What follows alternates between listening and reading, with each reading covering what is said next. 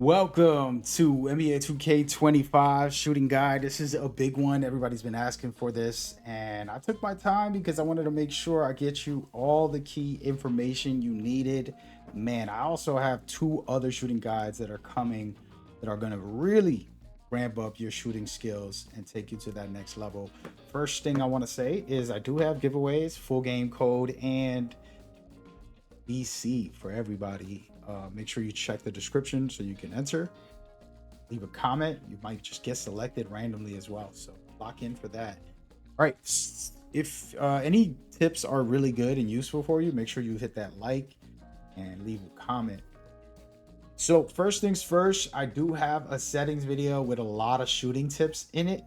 And there's going to be some key things that I want to kind of talk about. And I'm going to make sure that I get you guys everything you need so that you can lock in. So the first thing that I want to talk about is the settings. I'm going to briefly go through it. I'm not going to go into deep detail because I already did this in previous videos. And you go to controllers, and high risk reward is the number one way to go. A lot of people will tell you to do other things, but this is chance, and basically it's like rolling a dice. You hope to get the right number and hope to get the shot in and hope that the game registers you to get it in, compared to high risk, which is all about your skill, how efficient you can be. I don't recommend it for layups. I have it because I want to master this and get really good. But what the reason I have it on high risk is because if I get contested, it doesn't matter. If I can green, I can green. And also, just getting better skill wise. I think it's better to miss until I start making than to hope to make a shot. Just close my eyes and just see what happens. Right. And then for visual cue, you don't need to worry about this because we're going to do custom shots. Even if I recommend to you use like a player base, a favorite player, you can use it, but put it in the customs to allow you to change a visual cue yourself. So that's going to override this. And another feature that I'm not going to showcase here is your HUD. You're going to go into your HUD, turn your shot meter off, and then turn your feedback into full. And like I said, I have a full guide for that. We're not going to do that in this video. You can watch that if you need it. But that's a key thing to keep in mind.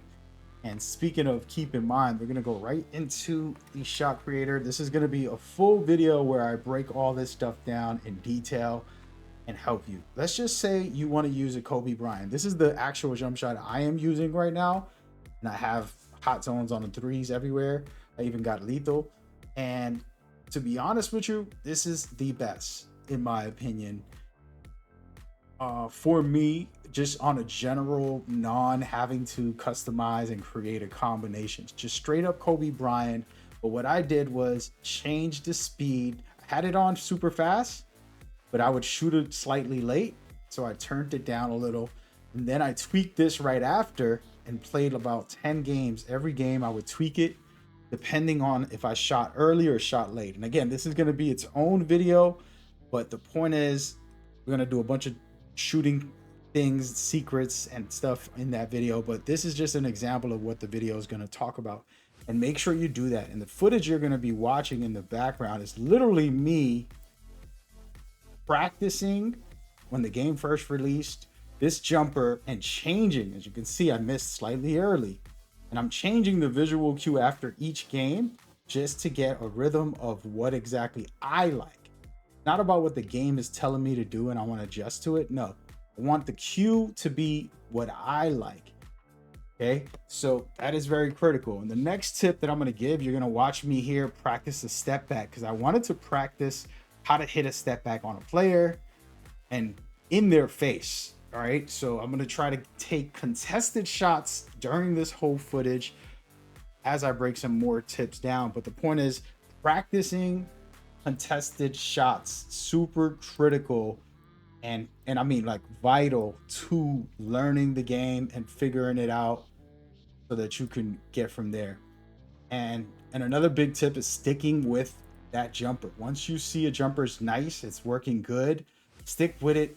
And don't just give up. Every two games, you're changing your jumper or you're, too much changes doesn't allow you to have the exact flow to a jumper. because there's so many jumpers. Okay, don't rely on muscle memory of timing, like, oh, every 2.5 seconds I gotta release. No, look at the visual cue, see that it releases when the either, and there's 4 settings that I've talked about in my previous video. Don't worry about none of that. Focus on the visual cue, which will have a big video breaking that down in detail so that you can master your jumper going forward. And speaking of mastering your jumper, there's a big problem that the community doesn't realize is that there's different type of animations, right? Depending on who's passing me the ball can determine if I'm gonna hit a shot. Depending on if I'm doing a step back, turnaround, the release is gonna be different. So that's why I'm saying focus on the visual, because the visual is gonna be at the, for me, at the top of the shot when I'm pushing the ball out of my hands. That's when I let go of the shooting button, compared to someone else who probably shoots right as they jump or whatever the case may be. But you need to focus on that, because even if a bad pass, for example, somebody shoots, gives you a bad pass, you're going to fumble for a second, even though you're holding the shoot button. It's going to take you longer to shoot, and pay attention to that, because people seem to forget that that is a huge factor, and that's going to play a big role to help you out and to go forward. And now I want to kind of get into something that you guys probably didn't even know much about, that I'm going to help you realize, is that, man, I talked about this in my previous video and discussed exactly what you guys should be doing and what you should not be doing. And we're going to get into it today and kind of discuss. First things first is your badges. And so I'm going to go ahead and just turn off all gameplay and just let you guys look at the badges and see what I have going on. I don't have a crazy shooting build, by the way. My highest is, and this is from the same footage, the same build, silver, a shifty shooter, maxed out, and set shot specialist. Those are the main two. Of course, there's others, but these are the main two for this build, and for everybody, these are going to be the main two. Work on this. Even if you have to play offline and just maximize them, go for it. You can see I got limitless on silver as well. The reason you want to do this is important. I do have a video about how to max your build, your badges, so you can go focus on that. The reason you want to do this is because there's no way you're going to compete against top players who already did this. All right, so when I step out there, we're on the same playing field. If you have the same build as me, now it's not about that you have better badges. Now it's about who's more skilled, who's actually out there. So look at that max build setup, and then you can basically get your things going. And also buff up your shooting too. Whenever you get these value elevators and all these different buffs, you can put it even higher and use your cap breakers if you really need it. And I hate to talk about this, but we're gonna do it. Two big deals. First of them is the boost. I don't recommend you spending your money in a game that you already paid for, so trust me, you can do this without it. But shooting boosts will help, and stamina. Okay, shooting boosts, they just give you just an extra edge. Okay, if you're really being competitive, go for it. But if I play offline, I'm never using shooting boosts, but if I'm playing competitively, I definitely buy it. And then for stamina, just being able to have enough stamina to dribble, to go on a fast break. You can go on a fast break, have no stamina, and end up shooting bad because of it. So don't think that, oh, you know, I just missed my shot or something. Nope, sometimes it costs you.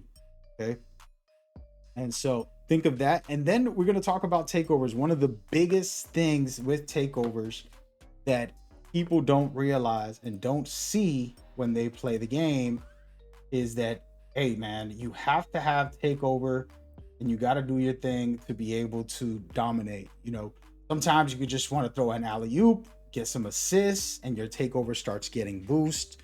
As you can see, mine's are starting to get boost. I'll end up shooting a 3 when I got half of my takeover. I feel even more confident. And then I'll start doing turnaround jumpers and different things to higher my takeover, because you're going to get higher attributes if you have the shooting takeover. Even if you have other ones, like let's say dribbling or something that doesn't buff shooting, it still could help in the long run. Okay, so putting that into your game is going to be a big deal. It's going to help drastically.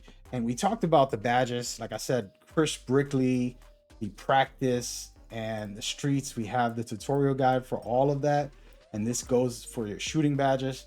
But I wanted to talk about something very critical that I think a lot of people haven't really put their minds to. And trust me, you're not alone. I had a hard time with this. I didn't know Chris Brickley was goated in this game. Okay. I played the game on Hall of Fame, and I had a hard time with this guy. I pretty much, spoiler alert, I tied on this spot right here, and I was frustrated. Like, what? This guy's not missing. I only missed 2 or 3 shots, and he basically didn't miss. You know, we shot, I think, 10 shots in each shot. So my suggestion is, I don't know if this works. I asked 2 people, they said yes. You lower the difficulty and he won't be as hard if you put it on rookie. I had it on Hall of Fame and he still was hooking me. Like, literally, we went tied on 2 spots out of 3.